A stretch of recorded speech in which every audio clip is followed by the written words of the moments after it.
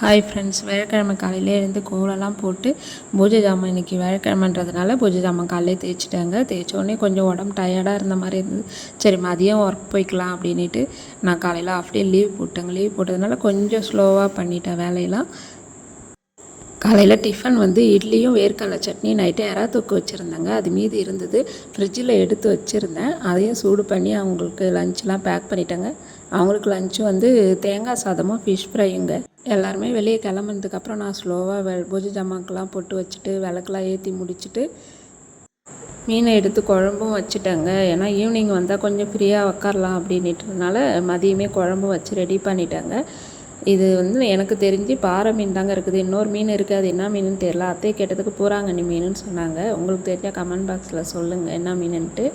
அப்புறம் வீட்டு வேலை எல்லாத்தையும் முடிச்சுட்டு க்ளீனிங் வேலைலாம் முடிச்சாச்சுங்க. இருக்கிறதுலே ரொம்ப கஷ்டமான க்ளீனிங் வேலை. நானும் சாப்பிட்டு வேலைக்கு